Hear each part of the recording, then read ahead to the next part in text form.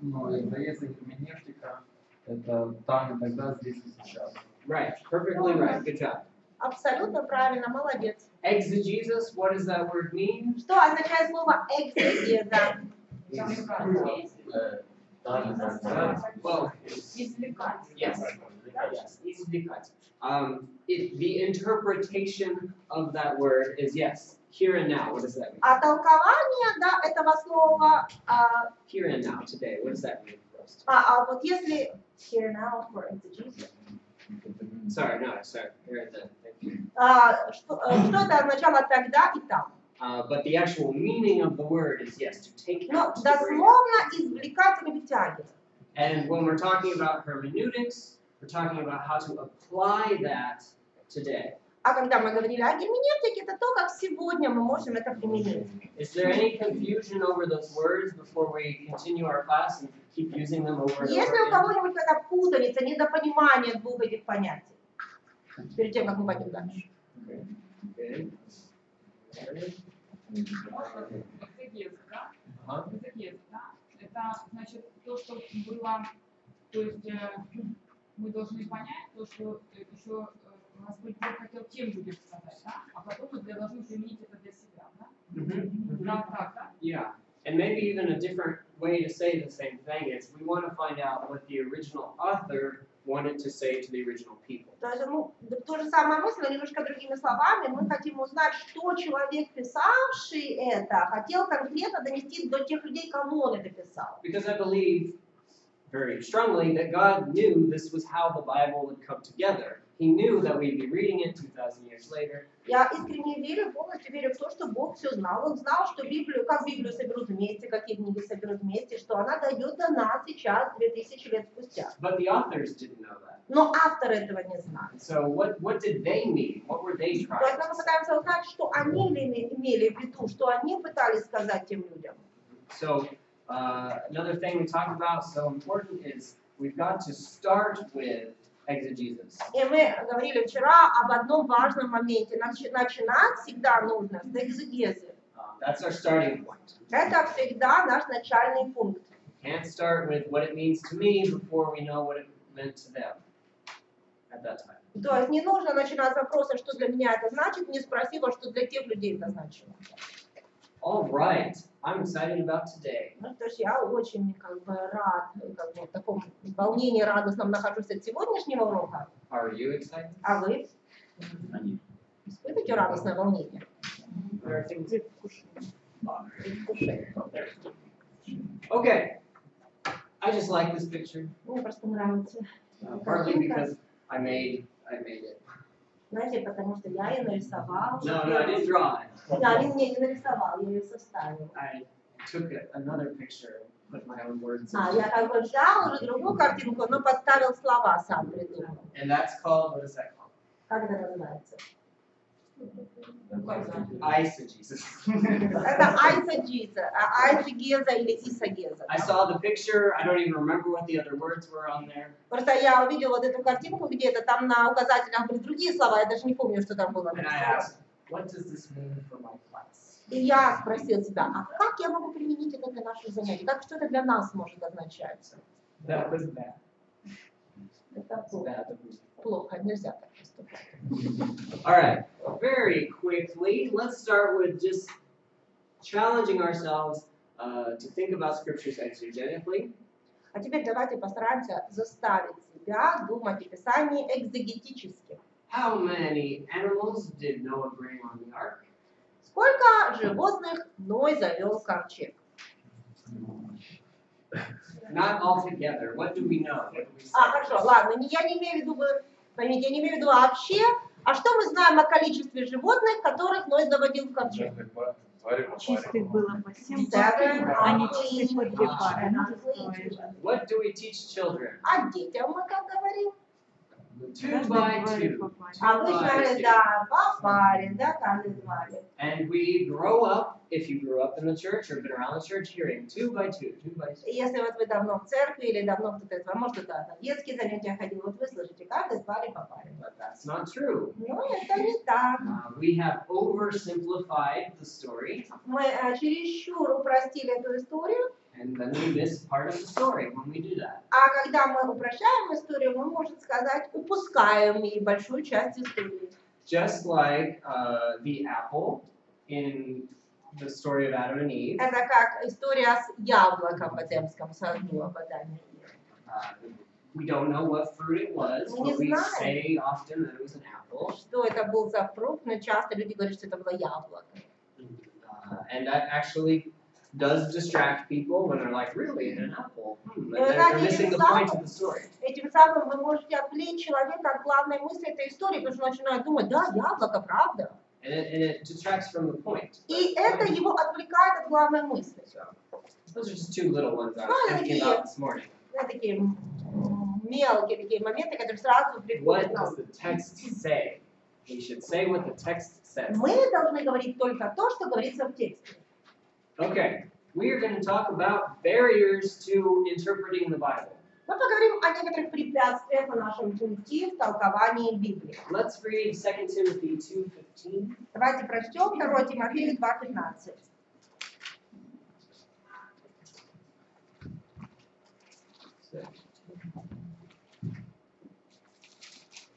Go ahead and read it. when Кто-нибудь somebody прочтите, finds it. пожалуйста, когда найдете. Находите, читайте. Да. 2 Тимофею 2:13. 2:15. 2:15. Старайтесь представить себя Богу достойным, делателем неукоризненным, верно преподающим слово истины. That's a beautiful verse. Прекрасный стих. Try to be worthy, handling the truth. Старайтесь быть достойным, преподавая слово истины. And I would say that every Bible student everywhere would say that this is their goal. Я бы сказал, что, наверное, любой ученик Библии, изучающий Библию, сказал бы вам, что именно в этом его цель.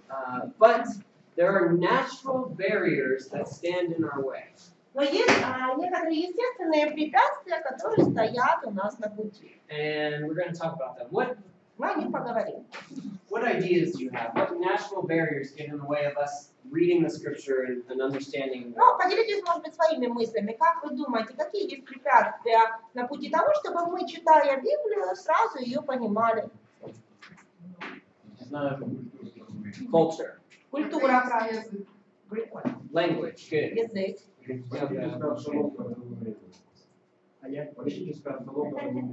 Okay, yeah, politics, which is Политика, да. definitely connected to the culture of the time. Это очень связано с культурой этого времени, да. From your own Да, из experiences. своего опыта, правильно. Yeah, we bring ourselves to the text. We То talk есть мы about it. привносим самого себя в этот текст. Желание видеть свое. Mhm. Желание увидеть свое. То есть ответ на сегодня себе сейчас. Right, that's starting on the wrong side. Правильно. Starting То on есть the wrong начинайте не с того пути, то есть начинайте именно с того, что для себя пытаетесь там что-то найти. Our experience is, this is a life principle. Our experience determines our reality. Вы знаете, есть такой жизненный принцип. Наш опыт определяет нашу реальность. When we say, I just can't imagine why someone would do that, that's Иногда because our reality, that's not our experience. мы иногда говорим, я не могу себе представить, как тот-то и тот-то мог сделал то-то и то-то. А потому что как бы, у нас не такой опыт, поэтому у нас другая реальность. Our reality is our reality. Наша реальность, она наша. Your home church is the normal one, the church you grew up in. Вот ваша домашняя община, в которой вы росли, да, в которой вы ходите, для вас является нормой. That's the normal one. And what Вы they do считаете, is что normal. вот это нормальная община. То, что они делают, это нормально. The order of worship. You're very used to the way that it is, and then you go to another church and they do it differently. У вас есть уже определенный порядок богослужения, вы к этому привыкли, потом вы идете в другую общину, а там по-другому что-то делают. And our first feeling is, they're not doing this right. И первые наши ощущения какие? Они неправильно это делают. some people have problems calling God their father, a good father. Некоторым людям трудно назвать Бога отцом, добрым, хорошим отцом. Because they didn't have a good father. Потому что у них не было хорошего отца. And so they can't appreciate, it's hard for them to appreciate that concept that God is our father when their only experience of a father was so bad. Поэтому им очень трудно воспринять концепцию того, что Бог отец, потому что их личное восприятие отца было очень негативным. Some churches clap when В they sing. некоторых церквях при пении хлопают. And then you take someone who's grown up in a church that's clapped and they go visit a church that doesn't, that's very uncomfortable. И потом человек из этой общины, где он с детства привык, что они хлопают при песнях, идет в другую общину, там люди не хлопают, ему будет некомфортно. And they hear something like, that's a sin, that's like a musical instrument. And these are thoughts they have never thought about. Там они слышат такие слова, это грех, это все равно, что использовать музыкальные инструменты. И для человека это очень сильное потрясение, потому что они никогда не думали в таком плане. So, I'm sorry, I missed the first step is, our first barrier is our own experience. Итак, я забыла, извините, это показать слайд. Первое препятствие – это наше собственное знание, или другая формулировка – наш опыт. Our experiences. I grew up in Reno, Nevada. Рино. Я вырос в городе Рино, в Неваде. What else is in Nevada? Что вы знаете еще в Неваде есть? Las Vegas. Лас-Вегас есть в Неваде. My city is called kind of the little sister of Las Vegas. Наш город называли младшей сестрой Лас-Вегаса. And it's just full of gambling. Там очень много разных казино.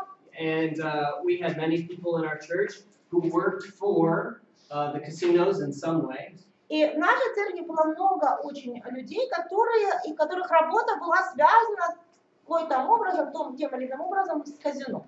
That was our life. И это была наша жизнь обычная. It was normal for me to go to the grocery store and my dad to go put a quarter in a slot machine and see if we could win money to pay for the groceries.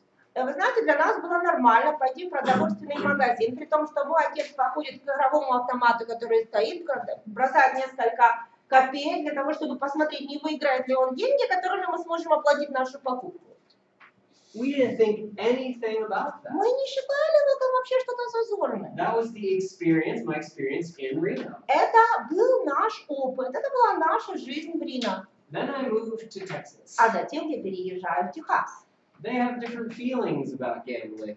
Там совершенно другие чувства у людей по отношению к азартным играм. Made a lot of people very uncomfortable to hear that people in our church worked at casinos. И многие люди очень негативно воспринимали тот факт, что, оказывается, в нашей домашней общине в Рино люди работали в казино. Different experiences. Разный опыт. And that was very different for me to it was hard for me to understand a Christian who would think that was bad. И мне было трудно понять, как это христианин какой-то может считать, что в этом есть что-то плохое. Our experience determines our reality. Итак, наш опыт формирует нашу And реальность. we bring that to the Bible. И все это мы приносим с собой в Библию. Geography. География. Who likes geography? Кто любит географию? Я люблю ее смотреть, но Me too. И я тоже. There are so many nations, so many landmarks, natural geographical features in the Bible, and we're not familiar with them. Вы знаете, в Библии очень много народов упоминается, очень много разных местностей упоминается, очень много разных каких-то пунктов упоминается, которые важны для библейского рассказа, но мы с ними не знакомы.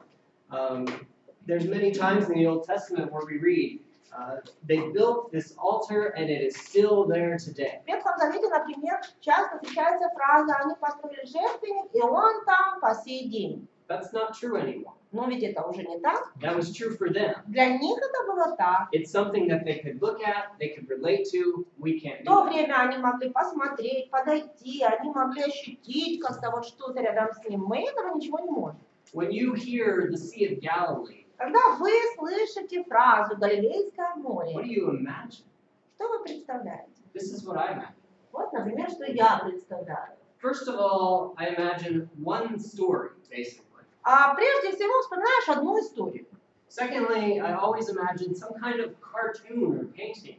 А сразу визуально начинаешь это воспринимать, то есть какую-то картину себе представляешь. Why? Почему? Because that's my experience with Потому this что, story. это то, что связано для меня с этой историей. But the people then who listened to Jesus' words, Но люди в то время, которые слышали слова who Иисуса, were there, которые там находились, they imagined the Sea of Galilee. они представляли себе Галилейское море. That's not how I imagine the Sea of Galilee. Например, я совсем не так себе представляю Галилейское море. When I look at this, I have this weird feeling inside, and I think, oh, it's a real place. И когда я смотрю на эту фотографию, у меня какое-то такое непонятное чувство внутри, я говорю, так это оказывается настоящая местность. Because it's always been a story in the Bible far away from me. Для меня это всегда была просто история из Библии, где-то там далеко. Open your Bibles to Revelation 3. Откройте Откровение, 3 главу.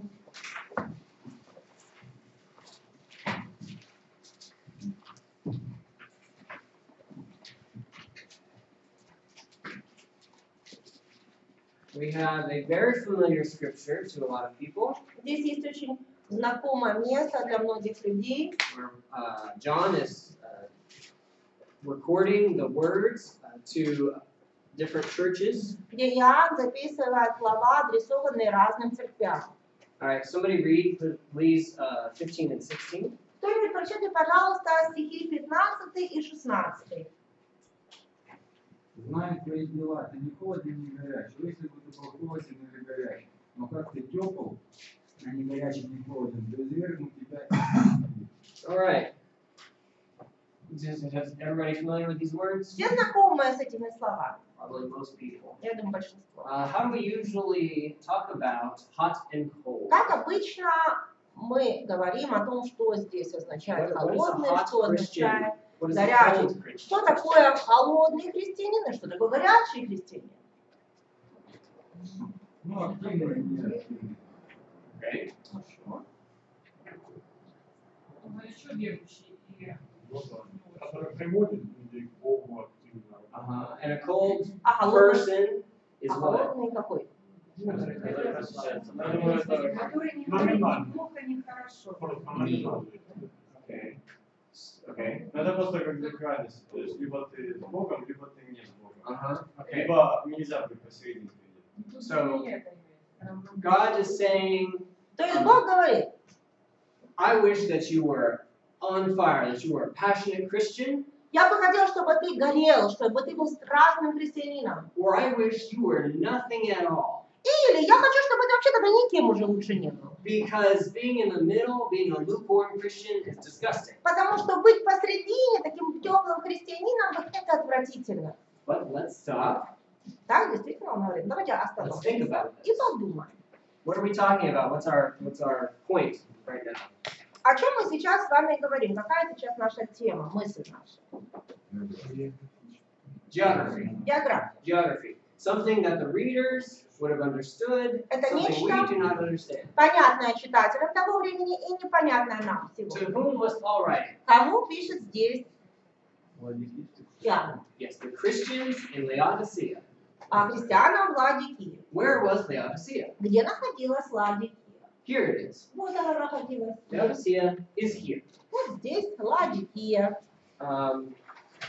Laodicea was located about 10 kilometers from the city of Hierapolis. Всего в 10 километрах от города Иерополис. Hierapolis has beautiful white mountain tops.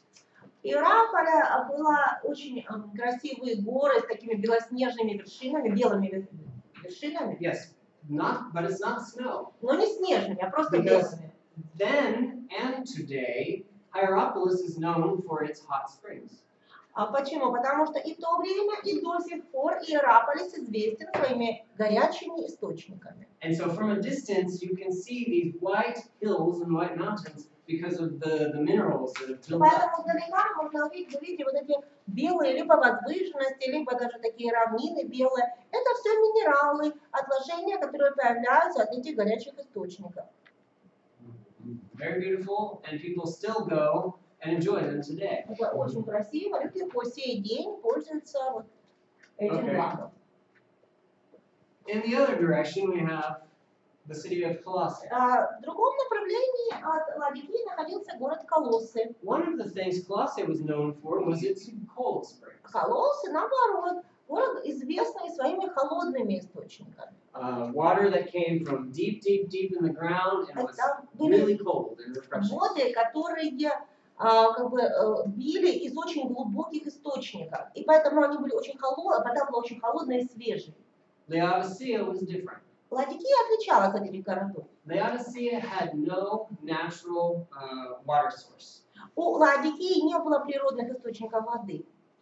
So in order to get water, Ну, what did they have to do? Для того, чтобы сделать доступ воды в город, что им необходимо было сделать? Bring it in somehow. Привезти воду откуда-то, да? Такой водопровод какой-то. We actually know from archaeology that they built an aqueduct from Hierapolis to И вот Laodicea. из истории даже известно, что они построили такой водопровод из Иераполиса, который вел воду, приводил воду в Ладикию. What happens when hot water travels 10 kilometers? А теперь представьте себе, что происходит с водой, если она по трубам идет примерно 10 километров. На выходе какой она будет? Not the same hotness. Уже not не the такой same горячей, temperature. которой она была в начале. We don't know about an aqueduct from Colossae. Мы не знаем о водопроводе, который был к ним из города Колоссы. But either way, if they brought water from Colossae to Laodicea, what would happen to that cold water? Но, возможно, он тоже был, просто он не найдены такие трубы. Но если он был, то какой бы становилась вода, которую бы они поставляли себе с колосс?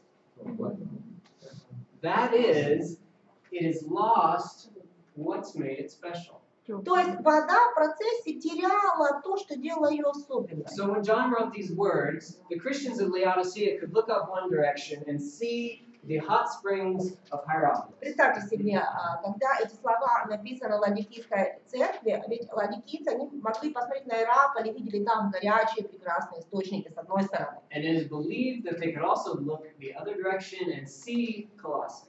Но считается, что также они могли посмотреть в другую сторону, да, и увидеть там город Колоссы. This city is known for its hot water, this city is known for its cold water. Один город известный своей горячей водой, другой город известный своей холодной водой. How does understanding geography change the way we look at this verse? Как тогда понимание географии той местности может поменять для нас понимание этого стиха? Горячий и холодный это полезно, а теплый он бесполезный. That's right, that's Совершенно exactly верно. right. It's not that Совершенно cold was верно. wrong. Здесь холодный не подразумевает плохой. It's not that cold means a non-Christian. Это не означает, холодный здесь не означает не христианин. It means that by the time it got to Laodicea, it wasn't worth anything. There was nothing special Просто anymore. этот стих означает, что к тому времени, когда эта вода доходила в Ладикию, она теряла свою особенность, она не была уже особенной. Hot and cold are not opposites here. They Да, are both good. Случаи холодный и горячий не являются противоположностью, они не противопоставляются, наоборот. И в том и другом случае это нечто хорошее. God wishes these Christians at Laodicea would be special. И Бог говорит этим христианам в Ладикии: вы будьте особенными, будьте хорошими. So the next category is historical. Дальше идут у нас исторические препятствия. There were events going on in the world that the authors knew about that we don't know about. В мире того времени происходили события, хорошо известные авторам, но неизвестные нам сегодня. Their history is not our personal history, and so it's hard to really relate to it. Поскольку их история это не то, что мы пережили, мы не можем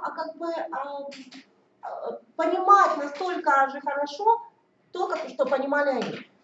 So let's go back to Revelation 3. Давайте вернемся в Откровение 3 главу. The next two verses, 17 and Следующие 18. два стиха, 17 и 18. Someone? Кто-нибудь, простите? Ибо ты говоришь: я богат, разбогател, ни в чем не имею нужды. А не знаю, что ты несчастен, жалок и нищий, слеп и наг. Советую тебе купить у меня золото огнем очищенное, чтобы тебе обогатиться, и белую одежду, чтобы одеться, и чтобы не видна была срамота наготы твоей, И глазную мазью помажь глаза твои, чтобы видеть. What were they saying? What was the church saying? Что говорила церковь Ладики? I'm rich. Я богат, I don't need anything. мне ничего не нужно. Well, what does it mean that they were rich? А что значит, что они были богаты? Well, historically, we know that Laodicea was a very wealthy city. Исторически известно, что Ладикия была действительно очень богатым городом. There's record of an earthquake that happened in the year 60. Например, есть исторические сведения о землетрясении, которое произошло в 60-м году нашей эры. And there we have record of Laodicea turning down help from Rome to rebuild because they didn't need it. И остались даже записи о том, как городские власти Ладикии отказываются принять помощь от Рима на восстановление города, потому что имели для этого достаточно средств. What is wealth? What does not worrying about things do to a person? Что богатство делает с человеком, когда человеку ни о чем не нужно волноваться? Становится самонадеянным. Just Горно. it takes away passion a lot of times. Очень часто человек такой бесстрастным становится, уходит всякая страсть, всякое рвение. Тебе как бы все равно, все будет нормально в любом случае. It brings complacency. То есть такая удовлетворенность появляется. And that really seems to be the case here. Довольство, самодовольство. Да, и именно об этом в данном случае идет речь. Laodicea didn't have a natural water source. У Ладикии не было природного источника воды. And yet, they said, we're rich, we don't need anything. Тем не менее, они говорили, мы богаты, нам ничего не нужно. God says, be something. А Бог им говорит, вы станьте хоть кем-то. Be hot or be cold or be something. Don't Будьте be, горячими, будьте холодными, будьте хоть кем-то, не будьте вы теплыми. It's very interesting. Очень интересно. There's also some other points that people have researched from these verses. Есть некоторые другие также мысли, которые вот люди в результате исследования нашли в этих стихах. That in Laodicea, one of the ways they had all their money was from sheep and the wool from the sheep. Например, один из источников богатства Ладикии были овцы. То есть это была шерсть. God says, I advise you to get from me gold and clothes. А Бог говорит, я говорю, советую, чтобы вы у меня купили золото и белую одежду. There's some speculation as to a certain plant that was used to make balm at the time that was only grown at that time in Laodicea.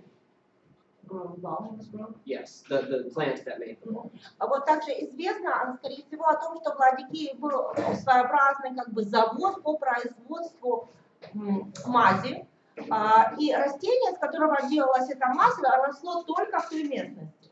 At that time. And this is just guess. Но опять-таки, это во многом как бы только догадки. But if that's true, Но если это действительно так, it's interesting that he says, get from me the balm for your eyes. то тогда действительно получается очень интересно, что, наверное, не случайно он говорит, у меня купи глазную мазь.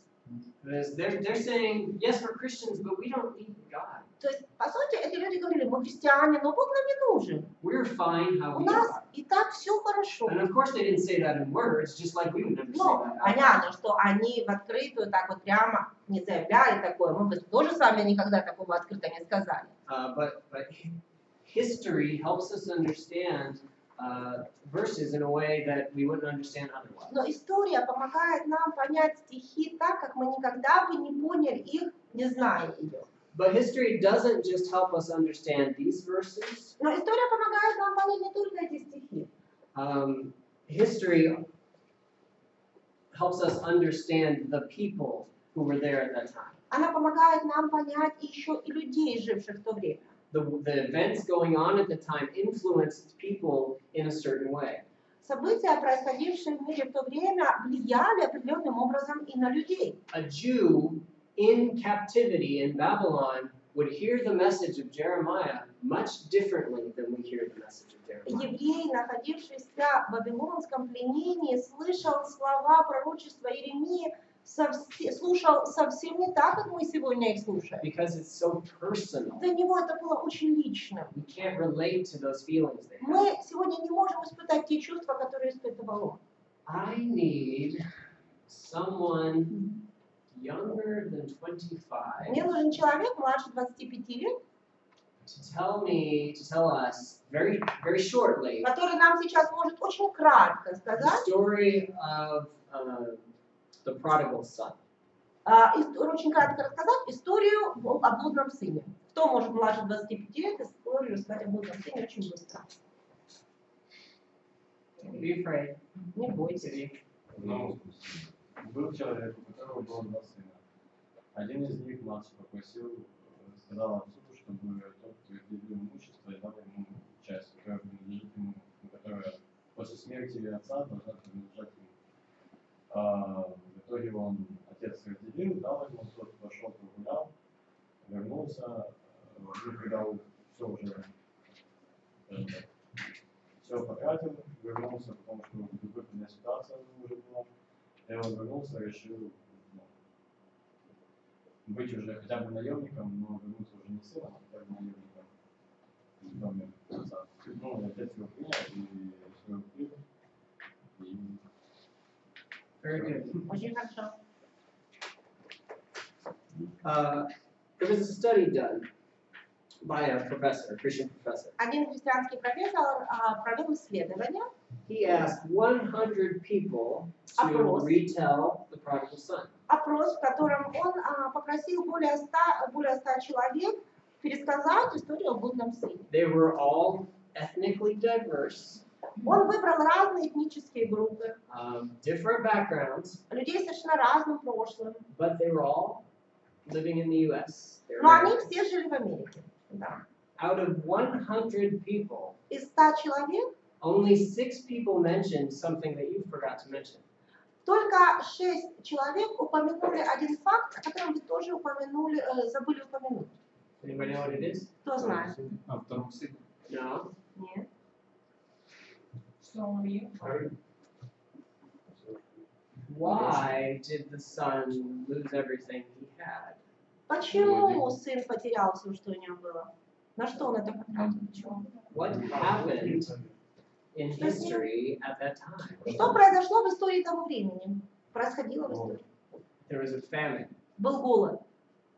94 out of 100 people didn't mention that there was a famine. 94 человека из 100 не упомянули голод. This same guy did the same study in St. Petersburg. Этот же человек абсолютно то же самое исследование провел потом в Санкт-Петербурге. He asked 50 people to retell the story. Там он попросил 50 человек пересказать историю. 42 out of 50 mentioned the famine. Из 50 42 человека упомянули голод. Why? Почему? Their history Их made that an история important part of the story. сделала этот факт важным для них, то есть они обратили на него внимание. There's a good chance that most of us here would not have mentioned that fact. А вы знаете, скорее всего, большинство из нас, сидящих здесь, не упомянули этот голод. Because that's so far away now. That's not Потому our что reality для today. нас это как-то далеко. Для нас это не является частью нашей сегодняшней реальности. Interesting, isn't it? Интересно, да? I find this fascinating. That your personal history Мне это очень affects what you увлекает. see in the Bible. Что ваша личная история, то есть пережитая вами, очень сильно влияет на восприятие вами Библии. When I first came to Ukraine in 2002, Когда я первый раз приехала в Украину в 2002 году, one thing I noticed about Ukrainians, both adults and children, была одна вещь, которую я сразу заметил в украинцах, как во взрослых, так и в детях. they didn't waste food. Они не выбрасывали еду. As an American, this caught my attention И для меня, как бы для американцев, это сразу показалось странно. because I would see children eat everything on their plate. Я видел, как дети съедали все, что у них было на тарелке. I would see, I got in trouble once for throwing some leftover bread in the garbage. Однажды у меня возникли неприятности, когда я в мусорное ведро выбросил недоеденный хлеб. Because in my mind, I was done with it. I Но was у going to eat меня, it. как я мыслил, ну все, я не доел, я больше не хочу, я выбрасываю. But to a Ukrainian whose parents or grandparents had lived through the 1930s, Но для украинцев, чьи родители или бабушки, дедушки пережили 30-е годы прошлого века, that's not something you would even think about. это было немыслимо. You know what's interesting?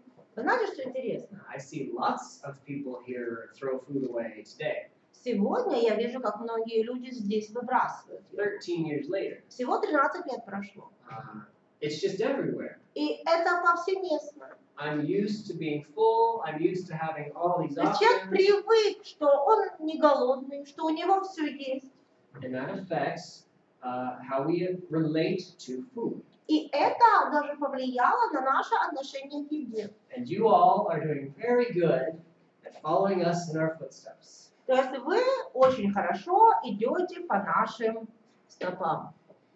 This is just history. This Это is how it история. moves and changes us. Вот так она меняет, вот так она меняется, и вместе с ней меняются люди. And the greater the time gap between the actual event and the present time makes it more difficult to truly know this part of the scripture. И вы знаете, чем больше пропасть между тем, когда произошло событие, и сегодняшним временем, тем труднее понять это место Писания. We lose evidence, we lose eyewitnesses who can really say, for example, what it was really like at that time. Потому что мы теряем свидетельства, мы теряем людей, переживших это, которые не могут нам уже лично рассказать, как оно было. And so I can study what a famine is, Я могу изучать, что такое голод. and I can tell you exactly why it would be so hard. Я могу вам рассказать, почему голод или голодомор это так ужасно. But I don't know what it feels like. Но я не смогу этого ощутить, я не могу этого And ощутить. because of that, I'm never going to pay attention to it in the way that someone who has lived И through it. поэтому я никогда не обращу такого внимания на этот факт, как тот человек, который это пережил. These are natural barriers that would get in our way. Поймите, это те естественные препятствия, которые стоят на нашем пути. Sometimes studying history helps, Иногда изучение истории помогает, like with Revelation 3, вот как в Откровении 3 главе. and sometimes it doesn't, just because we can't relate to the events. А иногда изучение истории и не помогает, потому что мы все равно не можем ощутить, что означали эти события для человека. All right, the next one, Следующее. documentary. Документы. A real barrier to knowing what the Bible actually says is our evidence for the Bible today, our manuscript evidence. Препятствием, допустим, пониманию нашей Библии сегодня являются манускрипты, то есть документы. We don't have one original book from the Bible. В том плане, что у нас нет какой-то полностью одной книги, которая являлась бы оригиналом Библии. And there are problems with the manuscripts. They do disagree at points. А между разными манускриптами есть определенные разногласия, то есть определенные проблемы. Most of the time, it's not really a big deal. It's not important. Чаще всего это не являются какие-то критические различия, это не такие уже важные различия. But sometimes it leaves us wondering 2,000 years later, maybe it's this, we're not sure. Но есть моменты, когда сейчас, 2000 лет спустя, мы можем пребывать в догадках, а может быть все-таки здесь правильно написано, а не здесь. So this isn't an impossible barrier. We can approach the Bible and be confident of what we have in front of us. То есть это не является какое-то несокрушимое препятствие. Нет, конечно же, мы можем быть уверены, то, что в наших руках сегодня, это и есть настоящая Библия. But bringing the Bible to us in its form today is a difficult thing to do. Но вообще сам процесс, как мы получили на сегодняшний момент Библию именно такую, как она вся была составлена вместе, это был сложный процесс. I don't know if your Bible has translation notes in the bottom. Я не знаю, есть ли у вас какие-то заметочки в ваших Библиях внизу по поводу перевода. For example, the story of Rahab. Do you remember Rahab? Например, вы вспомните историю Раав? What was her profession? Кем она была по специальности? Okay, we all understand that she was a prostitute of То some есть kind. мы понимаем, да, что по сути это была проституция, да, занятие проституцией в том или ином виде. My Bible has a translation note at the bottom for prostitute. И у меня в Библии внизу есть сноска, да, проститутка. It says, or innkeeper. Или, там написано проститутка, запятая, или содержатель, как бы содержащая гостиницу, да. Is there a difference? Разница есть? There's a big difference. Большая разница. I just kind of imagine Rahab up in heaven, like watching us study about her, and she was an innkeeper. And we Представьте, talk если about она how была she хозяйкой was гостиницы, да, или сейчас она постоялого двора, гостиница, и сейчас смотрит на нас с небес, а мы тут все говорим, что она была блудницей. and maybe she wasn't. А может, она не была блудницей. Now Да, то есть слово переводилось по-разному. There's reason why generally chosen that word, but the question still remains. Or maybe she was an innkeeper. То есть, смотрите, конечно, существуют определенные веские доводы, почему выбрали именно слово блудница, но все равно есть пометочка, а может, все-таки имелось в виду какая-то Yeah, we have some difficulties when we read the Bible we have in our hands. То есть, действительно, есть определенные трудности, когда мы читаем с вами Библию, которую сейчас держим в своих руках. And to be a good Bible student, you don't have to have the correct answer to all of that. You just have to know about it. You just have to know. И вы знаете, для того, чтобы быть хорошим учеником Библии, не обязательно знать ответы на все эти вопросы. Просто достаточно быть как бы осведомленными обо всем этом. Be confident in what we can be confident about. Но быть уверенными в том, в чем можно быть уверенными. Okay. Before we keep going, any thoughts Перед on тем, как мы mine? пойдем дальше, хотел спросить у вас, есть ли какие-то у вас мысли? Документы, да. То есть внешне описывать какую-то статистику. And just the manuscript copies of what we И have. внешние, и непосредственно сами манускрипты, которые до нас дошли. Дополнительные. Нет, именно Библии В тексте манускрипты. Библии внизу есть сноски. Что это могло быть так, могло быть так. I was reading just before I came here two verses in 1 Corinthians. Вот, например, перед тем, как сюда прийти, я читал 2 стиха в первом послании к Коринфянам. And I opened the Russian Bible. Я открыл русскую Библию. They were there in the Russian Bible. Они, эти стихи там были, They were not in my Bible. а у меня их не было. And that led to me studying what's going on with И these verses. меня это привело к изысканиям, да, что это такое. There are two verses that we do not know where they go in 1 Corinthians, either right there or 2 chapters later. Просто есть 2 стиха в 1 Коринфяне, где неизвестно, где они должны стоять. То есть либо их ставят в одном месте, либо их ставят через 2 главы дальше. Because many manuscripts have it in one place, and Потому many что manuscripts have it in another В place. целой группе манускриптов они стоят в одном месте, а в другой группе манускриптов они стоят в другом месте. Now, this doesn't change the gospel or our salvation. От этого Евангелие не меняется, от этого не меняется наше спасение. It kind of changes the logic of what Paul was talking Но about. это немножечко меняет логику, да, логическую цепочку размышлений у Павла в 1 Коринфянам. So we just have to be aware of these differences. Просто эти вещи нужно знать, что такие различия существуют. Any other thoughts or Еще есть questions какие-то мысли или вопросы? about any of these four? Чтобы быть хорошим учеником, не обязательно знать. We don't have to know the correct answer to these Все questions. ответы на эти вопросы. We just have to be aware that they exist. Но нужно просто быть осведомленным, что они есть, эти вопросы.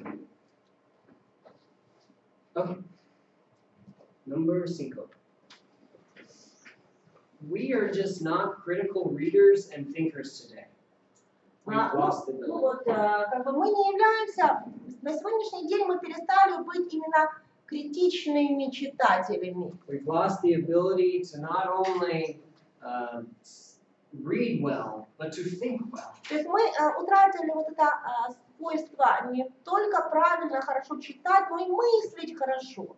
And this is getting worse and worse quickly in our world today. И вы знаете, в современном мире ситуация в этом вопросе ухудшается еще большими темпами. I love to read, Я очень люблю читать. but I noticed that more and more I don't read deeply, I just kind of skim the Но text. вы знаете, что я начал за собой замечать? Что я перестал вчитываться в то, когда читаю. Я как бы просто пролетаю текст, бегло его прочитываю. When I assume I know what's going to be said, Потому что когда я думаю, что я и так знаю, о чем там будет говориться, When an article is just introducing the story, I think, oh, that's just the introduction, and I skip to the actual или если я information. читаю какую-то статью, и в начале статьи вкратце описывается, о чем будет эта история, я вообще пропускаю введение, думаю, я и так знаю, о чем будет эта история.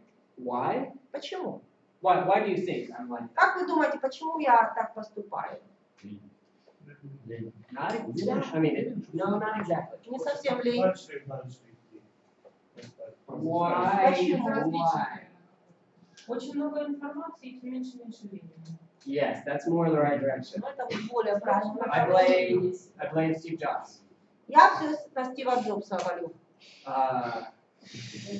We have more access to more information all the time. Сейчас у нас намного больше доступа к практически любой информации, и этот доступ у нас есть постоянно. So if maybe a long time ago I read one good article a day, И если раньше я читал, может быть, по одной хорошей статье в день, now there's the opportunity to read 50. то теперь я могу и 50 хороших статей в день And so if I'm читать. going to get through those, I need to read quickly. А для того, чтобы все их прочесть, нужно быстренько читать. Our technology is changing the way we relate to written information. Наши технологии сегодняшние меняют наше отношение к написанной информации. There's something that really bothers me personally about this. И в этом кое-что меня очень сильно лично беспокоит. That I do not take the opportunity to actually think about things. Я перестал использовать возможность задумываться над разными I вещами. love information. I'm taking То есть мне information in. нравится информация. Я так много могу теперь подчеркнуть разной I информации. read every book with a highlighter, and I highlight all of these things I Все like. книги, которые я читаю с маркером. Я как бы выделяю мысли, которые мне нравятся. And I think, after I'm done reading this, I should go back and think about these И things. я подумаю, вот я прочту эту книгу, потом вернусь к этим мыслям, которые я выделил, и поразмыслю над I ними. don't do that. А потом не делаю этого. And in a moment of quiet, when I could actually think for me, И в какой-то момент тишины, когда я наконец-то могу поразмышлять про себя, I get out my phone, я вместо этого достаю телефон, see what news is on Facebook, or читаю новости на Фейсбуке, look at some new headlines, news going on around the world. смотрю, какие там заголовки, какие новости сейчас в мире. And here's what bothers me about that the most. И вот это меня больше всего тревожит. I'm letting other people think for me. Я позволяю другим людям думать за меня. I don't take time to think so that I don't even know what I think about something. Понимаете, я не уделяю времени тому, чтобы поразмышлять. Поэтому я даже не знаю, что я думаю по тому или по другому поводу. We want to fill every moment with someone else's noise. Теперь мы пытаемся заполнить каждую минуту своей жизни каким-то шумом, но этот шум исходит от кого-то другого. We used to complain to my mom sometimes when we were little that we were bored. Знаете, я помню, часто жаловался маме, когда мы были маленькими, что мне скучно. And she would say, it's good to be bored sometimes. А она мне отвечала, это хорошо, когда тебе иногда скучно. And now I have a hard time with silence today. I have a hard time when I'm bored because I want information. А сейчас, вот даже когда мне особенно, может быть, нечего делать, да, мне не скучно, потому что я постоянно хочу получать больше информации. So then we approach the Bible, И вот со всем этим мы подходим к Библии. God's eternal word. Это вечное слово Бога. And I read it and I think, oh yeah, I know this part. Я читаю и думаю, ой, это я уже знаю. And I just look for that verse that I'm Ой, looking я for. просто ищу вот этот стих, где этот стих. We forget that the Bible is made up of 66 books. Мы забываем, что Библия состоит из 66 книг. We forget that there are different genres of scripture. Мы забываем, что в Писании есть разные жанры. We can't follow Paul's logic because we don't really think about arguments very fully Мы anymore. не можем проследить за логикой Павла, потому что мы вообще уже не размышляем над доводами. The Bible's full of genres of scripture that people then understood perfectly. Библия наполнена такими литературными жанрами, которые хорошо были понятны людям того времени. We've got to seek to understand the differences so we can understand how to read them correctly. А нам нужно понять разницу между этими жанрами для того, чтобы правильно их читать. And this is becoming more and more of a problem for us, especially younger people. И для нас это становится все больше и больше проблема, особенно для молодежи. I know several Ukrainian Christians Я знаю несколько христиан, украинцев, who became Christians because they went to some American campaign to see a Bible.